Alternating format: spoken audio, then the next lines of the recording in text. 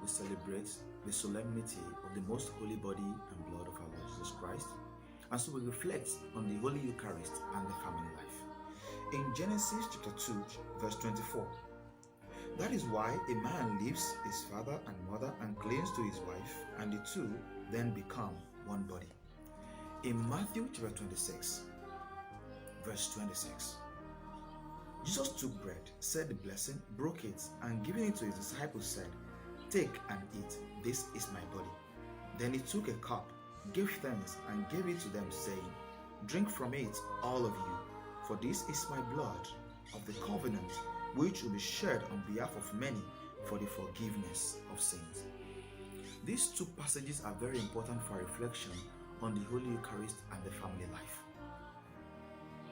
And that is why the Catechism of the Catholic Church sees and teaches that the Holy Eucharist is the true body and blood of our Lord Jesus Christ, soul and divinity, under the appearance of bread and wine. The Holy Eucharist is the third sacrament among the 7 sacraments of baptism, confirmation, Holy Eucharist, penance, anointing of the sick, holy order, and matrimony.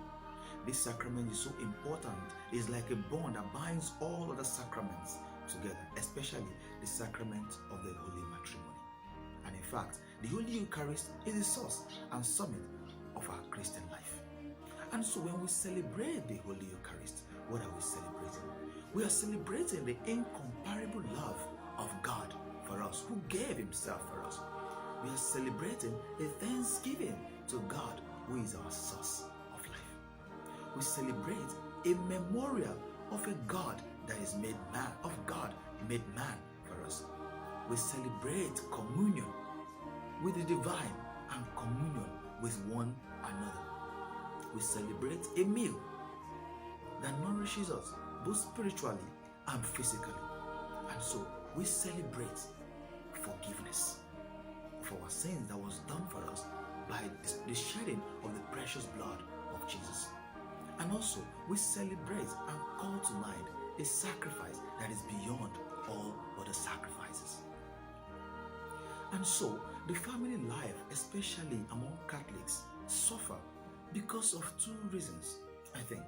One is the ignorance of the power and the graces they can derive from the Holy Eucharist and apply it to the family life. Secondly, is that couples have not been able to painstakingly and carefully sieve out simple practical values from the Holy Eucharist and apply it to their family life.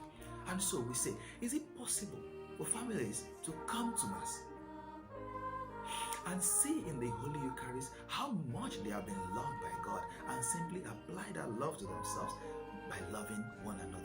And children loving God so much that even when they do not have the chance to come to church, especially at this period in time, they still love God so much that they long to be in church.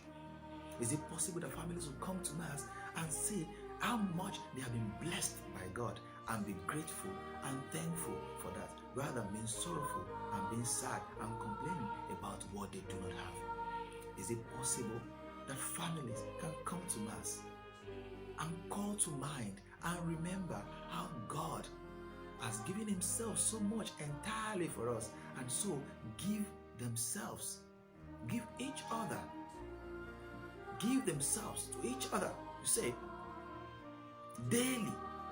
Is it possible for wives or husbands to call to mind the special days, special weeks, special months, special year in the lives of their spouses and partners?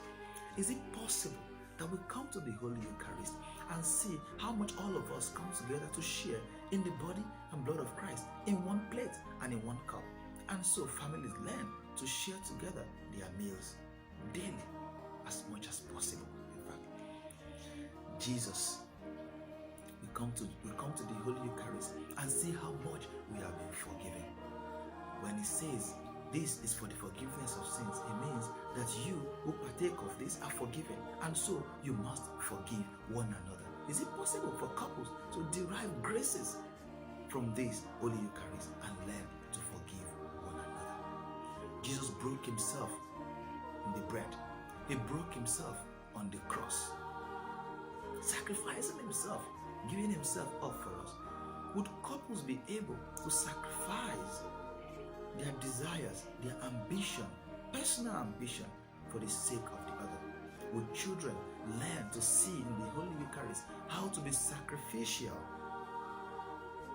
in their dealings with people, in their dealings with one another, in their dealings in their family life? And so, today, let us approach the sacred, the Holy Eucharist and learn the proper way of living a family